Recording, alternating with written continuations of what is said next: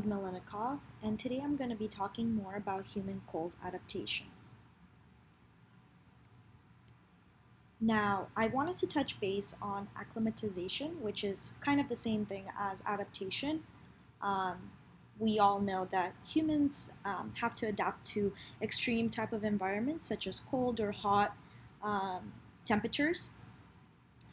It Adaptation usually happens when you are exposed to certain climates for extended periods of time. So if you're moving around to a new city or to a new type of environment, this is kind of what happens to your body, what it goes through. And then as well as physiological changes that occur to help the individual adapt to hot or cold climates, such as in the picture below that you can see. Um, so the types of adaptations that there is or there are would be behavioral and physiological. I'm going to be touching base on both of them today. So to start off with behavioral adaptations, these are the things that organisms do to survive, specifically such as you can tell, adaptations that are a result of evolution. We can include clothing, fire, shelter, and then basically anything that you would need to adapt to certain environments, as well as prevent physiological adaptations from needing to occur. So it is known that when you're moving around, or for example, when the weather's changing, you change your clothing, the type of attire that you wear. So you'd wear less clothing if it's hot, or more clothing if it's colder. So this is kind of like an example of a behavioral adaptation where you're in order to adapt to that specific temperature, that specific weather. Your body requires specific behavioral adaptations. So such as clothing, shelter, like your place, your car, to be able to adapt and go through those changes. So with that, there was a recent study performed on sheep exactly where they were able to accumulate significant data on several temperatures and their response to it. This is a perfect example for a behavioral adaptation where we get to see how they're exposed to extreme temperatures. The wool growth and thermal insulation does not differ significantly. However, it does affect when it comes to adapting to these extreme temperatures. Okay. So the types of cold adaptation include metabolic, insulative, such as the example that I just brought up in regards to a study with sheep, hypothermic, combination of the latter.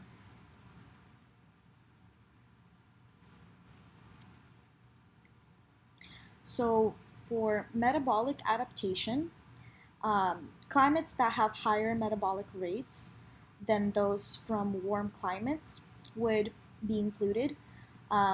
The shivering response, this is under the metabolic adaptation. So when you're exposed to extreme colder weather, your body starts to shiver in response to that temperature change. So this is a way of your body adapting to the temperature change. And then also the non-shivering thermogenesis. For the insulative adaptation, this is where the example of the recent study of the sheep can be included. So lower skin temperature when exposed to cold with unchanged metabolic rates and core temperatures. As you can see in the picture, there's a penguin. Their skin, their protective gear is able to have them adapt to colder temperatures. So similarly to the sheep as well. So acclimatization to cold climates slowly induces a persistent elevation in resting heat production, but also it does appear to reduce the initial metabolic response of cold temperature.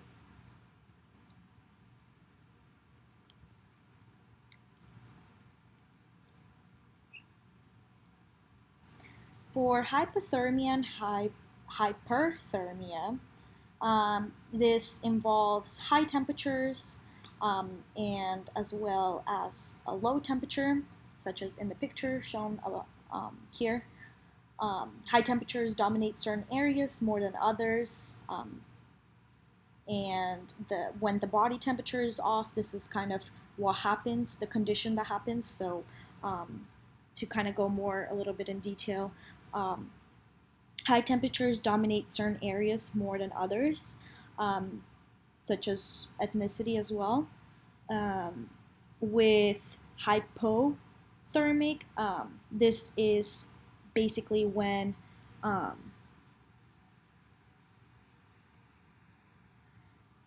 you are reaching lower of 37 degrees Celsius of the body temperature, so below 37, and then hyperthermia is when your body temperature is above 37 degrees Celsius.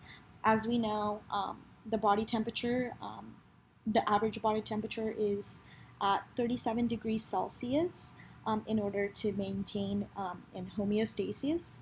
So with that, if the body temperature falls below, it experiences hypothermia condition, and then if it falls above that temperature, it is hyperthermia condition.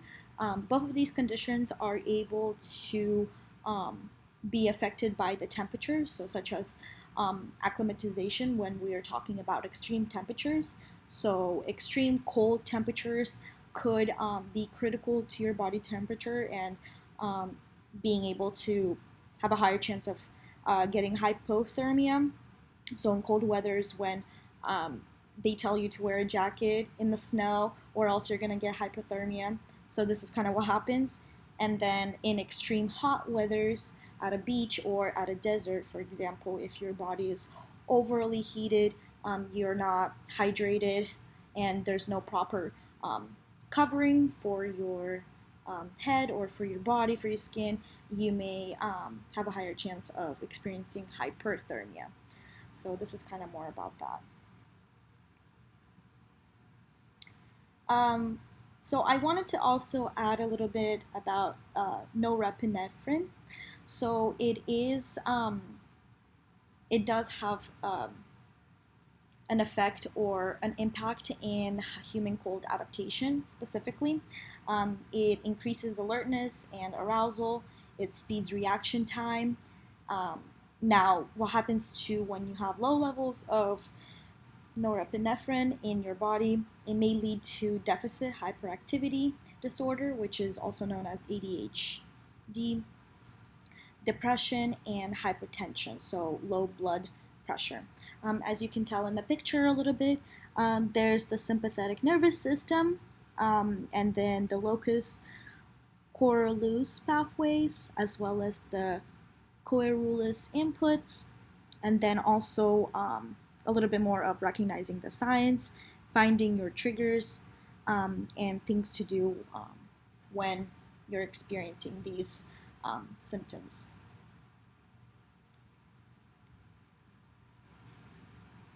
Now, for metabolic energy sources, this is mainly coming out of producing out of fats, carbohydrates, especially the glycogen stores, protein, and then also it can cause hypoglycemia, which can then lead to decompensation. So in the picture above, you can see how the energy, which is the heat it produces, it goes down to plants, and then from there it is either consumed by animals or decomposed to fungi, bacteria, worms, and it just kind of all comes down to that final factor.